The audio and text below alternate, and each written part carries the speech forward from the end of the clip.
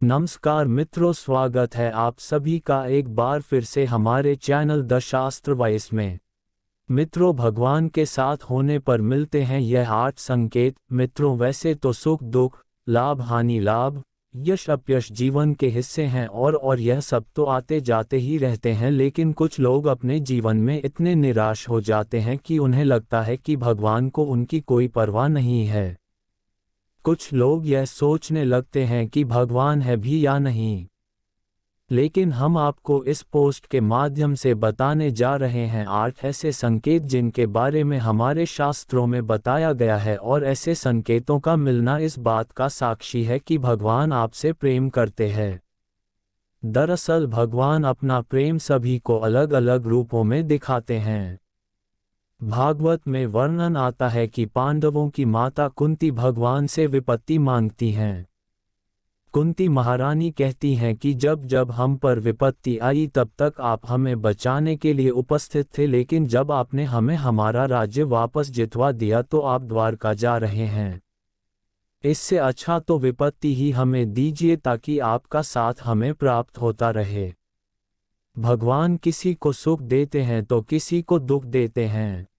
इसी तरह जब पांडव भीष्म पितामह के पास जाते हैं तो भीष्म पितामह उनसे कहते हैं कि तुम पांचों बहुत ही शक्तिशाली हो, और द्रौपदी तो यज्ञ से उत्पन्न हुई कन्या है जिसको यह वरदान है कि वह जिस घर में भी रहेगी वहां कभी भी भोजन की कमी नहीं रहेगी।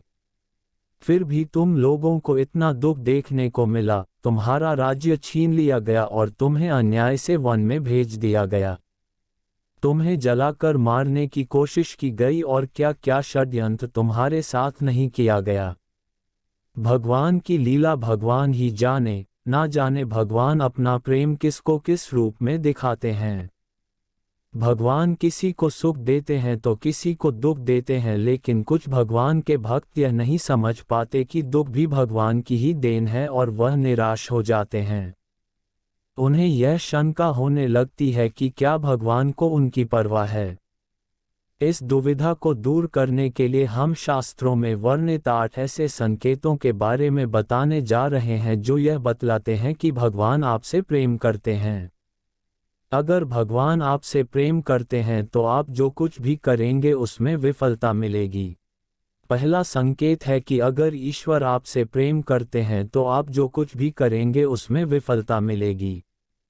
जी हाँ, आपको यह सुनकर अजीब जरूर लगेगा, लेकिन भगवान का साथ जिनको मिलता है उन्हें विफलता जरूर मिलती है। आप बहुत मेहनत करेंगे, आप अच्छाई की राह पर चलेंगे, फिर भी आपको विफलता ही मिलेगी, और यह संकेत है कि भगवान आपसे प्रेम करते हैं। आपको विफलता तब तक देखने को मिलेगी जब तक आप जीवन के सही उद्देश्य को समझ नहीं जाते। दूसरा संकेत है कि जब भगवान की कृपा आप पर होगी तो आपको बिल्कुल अकेला महसूस होगा। आपके सामने ऐसी स्थिति आएगी जहां आपको समझ में नहीं आ रहा होगा कि आगे क्या करना चाहिए। आपको लगेगा कि इस स्थिति में मेरी मदद करने वाला कोई नहीं है। आप अपनी परेशानी किसी से बता नहीं पाओगे, और अगर आप किसी को बताने में सफल हो भी गए तो भी आपकी परेशानी को कोई समझ नहीं पाएगा। वे कहेंगे कि यह परेशानी तो बहुत ही छोटी है, या तो वे इस पर ध्यान नहीं देंगे या वे इसे नज़रअंदाज कर देंगे।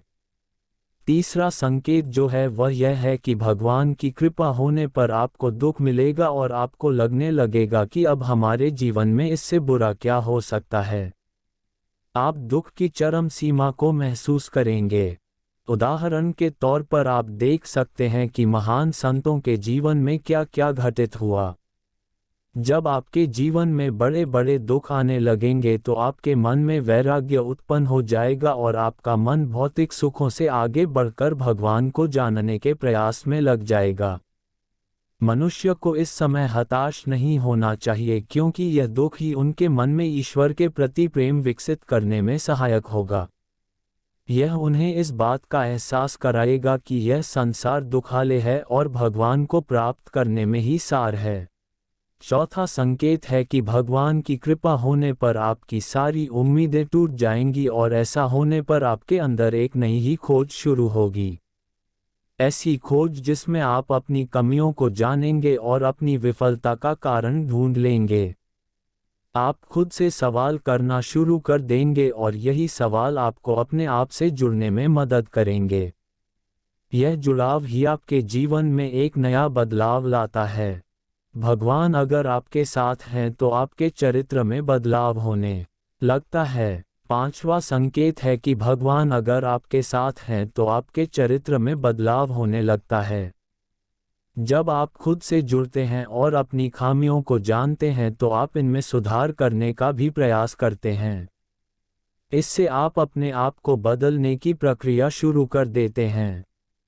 आप पहले से अधिक शांत और स्थिर हो जाते हैं। जब भी हम भगवान की खोज करना शुरू करते हैं तो इससे हमारे अंदर बदलाव आना शुरू होते हैं और हम इस काबिल बनते हैं कि हम भगवान की ओर आगे बढ़ सकें। छठा संकेत है कि आपका किसी भी चीज में हार और जीत से मन ऊपर उठ जाएगा। यह समय होगा जब आप पूरी तरह बदल चुके होंगे और आपका जीवन को देखने के नजरिए में परिवर्तन आ चुका होगा।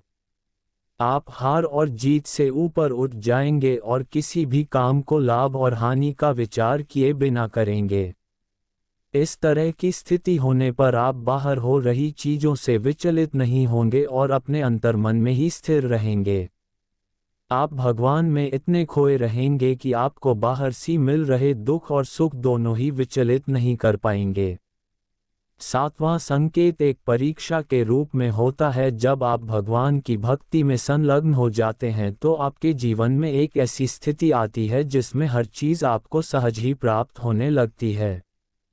सातवें संकेत में आपके पास सारे ऐश्वर्य अपने आप ही आने लगते हैं और आपको उसमें आसक्त होने से बचना होता है।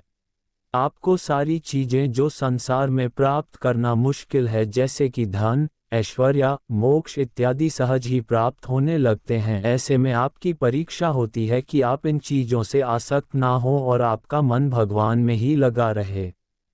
अगर आप इस परीक्षा को पास कर जाते हैं तो आप आठवें संकेत की ओर बढ़ते हैं।